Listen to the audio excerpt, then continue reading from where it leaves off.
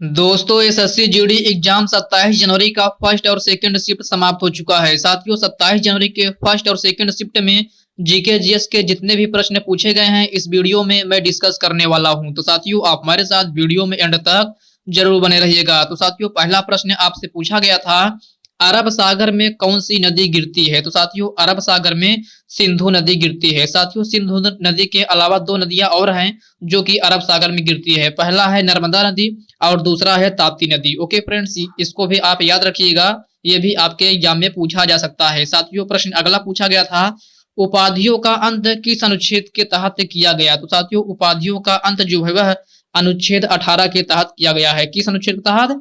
अनुच्छेद 18 के तहत। ओके फ्रेंड्स, याद रखना। प्रश्न अगला देखते हैं।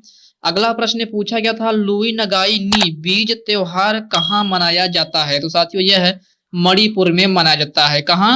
मणिपुर में। ओके फ्रेंड्स, याद रखना। प्रश्न अगला पूछा गया था, सीएजी अर्थात महालेखा परीक्षा नियंत्रक किस अनुच्छेद में है? तो साथियों यह अनुच्छेद 148 में है। ओके फ्रेंड्स, याद रखना। यह प्रश्न आपके एग्जाम में 27 जनवरी के फर्स्ट शिफ्ट में पूछा गया प्रश्न है। साथियों प्रश्न अगला देखते हैं। अगला प्रश्न पूछा गया था, सातवीं पंचवर्षीय योजना का मुख्य उद्देश्य क्या था? तो साथियों सातवीं पंचवर्षीय योजना का मुख्य उद्देश्य रोजगार, शिक्षा और स्वास्थ्य का विकास था। साथियों अगर आपसे पूछा जाए सातवीं पंचवर्षीय योजना का कार्यकाल कितना था, तो साथियों यह 1985 से लेकर 1990 तक था। ओके फ्रेंड्स, इसको भी आप याद रखिएगा, यह भी आपके एग्जाम में पूछा जा सकता है क्योंकि लगातार पंचवर्षीय योजना से संबंधित हर एक शिफ्ट में प्रश्न पूछे जा रहे हैं, तो इसको भी आप याद रखिएगा। साथियों प्रश्न अगला पूछा गया था, पुष्कर सिंह धामी किस राज्य के मुख्यमंत्री हैं? तो साथियों पुष्कर सिंह धामी जो है वह उत्तराखंड के मुख्यमंत्री है। कहाँ के? उत्तराखंड के। ओके फ्रेंड्स, याद रखना। प्रश्न अगला देखते हैं।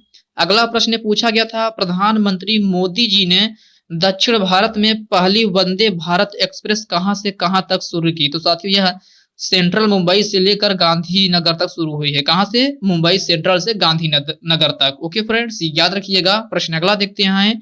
अगला प्रश्न पूछा गया था, जनगणना 2011 के अनुसार सबसे कम जनसंख्या वाला राज्य कौन सा है? तो साथियों यह प्रश्न ये दूसरी बार है जो कि रिपीट हो चुका है, तो इसको आप एक बार जरूर देख लीजिएगा। तो साथियों ये सिक्किम में है। कहाँ? सिक्किम में। ओके फ्रेंड्स, याद रखना, जनगणना 2011 के अनुसार सबसे कम जनसंख्या वाला राज्य जो है वह सिक्किम है। ओके फ्रेंड्स, प्रश्न अगला देखते हैं।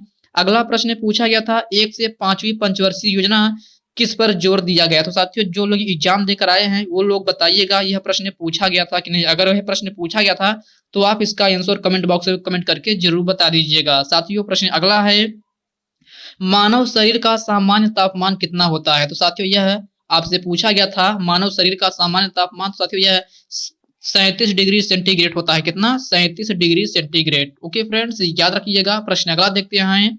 अगला प्रश्न पूछा गया था, निम्न में से कौन कथकली नृत्य से संबंधित नहीं है? तो साथियों आपको 4 ऑप्शन दिए गए थे जिसमें से 3 कथकली नृत्य से संबंधित है, एक जो है नहीं थे, वही आपका आंसर हो जाएगा। तो स्टूडेंट के द्वारा ऑप्शन नहीं बताया गया है तो आप लोग जरूर देख लीजिएगा। ओके फ्रेंड्स, प्रश्न अगला देखते हैं। एग्जाम वॉरियर्स पुस्तक के लेखक कौन है? तो साथियों आपको बताना है एग्जाम वॉरियर्स पुस्तक के लेखक कौन है, यह प्रश्न पूछा गया था। तो साथियों एग्जाम वॉरियर्स पुस्तक के लेखक है प्रधानमंत्री नरेंद्र मोदी जी हैं। कौन? प्रधानमंत्री नरेंद्र मोदी जी। ओके फ्रेंड्स, याद रखना। प्रश्न अगला देखते हैं। अगला प्रश्न आपके करंट अफेयर में पूछा गया था, वर्ष 1936 में बर्निंग ओलंपिक हॉकी टीम के कप्तान कौन थे? तो साथियों आप लोग देख सकते हैं जीके जीएस का पैटर्न कितना चेंज हुआ है, आपसे कितना पुराना जो है करंट अफेयर पूछा जा रहा है।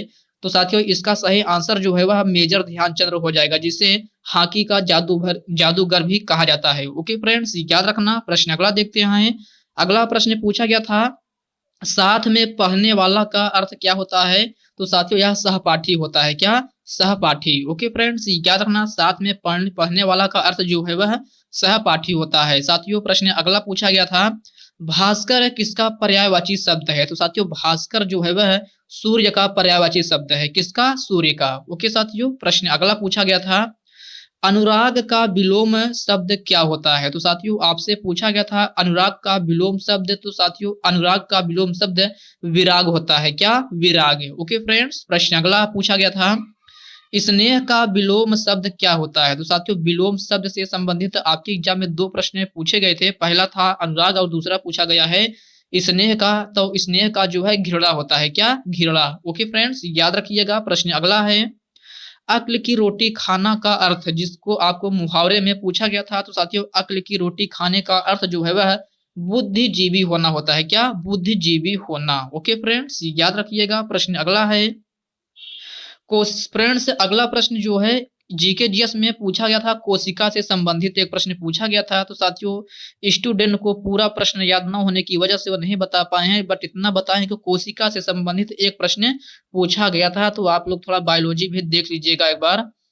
प्रश्न अगला पूछा गया था, मौलिक कर्तव्य संविधान के किस भाग में है? तो साथियों, मौलिक कर्तव्य जो है वह संविधान के भाग 4 के ए में है। किसमें? भाग 4 के ए में। फ्रेंड्स, अगर आपसे पूछा जाए यह किस अनुच्छेद में है, तो साथियों यह अनुच्छेद 51 के ए में है। किसमें? अनुच्छेद 51 के ए में। ओके फ्रेंड्स, इसको भी आप याद रखिएगा, यह भी आपके एग्जाम में पूछा जा सकता है। ओके फ्रेंड्स, प्रश्न अगला है, ई कॉमर्स का अर्थ क्या होता है? तो साथियों, ई कॉमर्स का अर्थ जो है व्यापार का संचालन होता है। यह प्रश्न आपको इको में पूछा गया था कि ई कॉमर्स का क्या अर्थ होता है। तो मैंने बता दिया, जो है व्यापार का संचालन होता है, बट आप लोग थोड़ा देख लीजिएगा इसका सही से। तो अगला प्रश्न पूछा गया था, मणिपुर के नृत्य या उत्सव से संबंधित प्रश्न पूछा गया था। तो स्टूडेंट जो है थोड़ा कंफ्यूज हो गए थे। कुछ लोग बता रहे हैं नृत्य पूछा गया था और कुछ लोग बता रहे हैं कि उत्सव से संबंधित पूछा गया था। तो आप लोग एक बार जरूर अच्छे से देख लीजिएगा। तो साथियों, अभी ये रही हमारी आज की एनालिसिस की क्लास। साथियों, ये वीडियो आपको कैसी लगी आप कमेंट बॉक्स में कमेंट करके जरूर बताइएगा। फ्रेंड्स, अभी तक आप चैनल को सब्सक्राइब नहीं किया तो चैनल को सब्सक्राइब करने के साथ साथ अभी वीडियो को लाइक नहीं, वीडियो को लाइक कर दीजिए, अपने साथियों के साथ शेयर कीजिए। और अभी तो दोस्तों, आप चैनल को सब्सक्राइब कर ही लीजिएगा, क्योंकि मैं डेली जब जब भी एसएससी जीडी का एग्जाम होता है, डेली मैं एनालिसिस कराता हूँ, जो कि डेली कराता हूँ। तो आप लोग चैनल को सब्सक्राइब करके जरूर रखिएगा। ओके फ्रेंड्स, तो चलिए साथियों, इसी के साथ हम मिलते हैं अगली एनालिसिस की क्लास में। तब तक के लिए जय हिंद दोस्तों।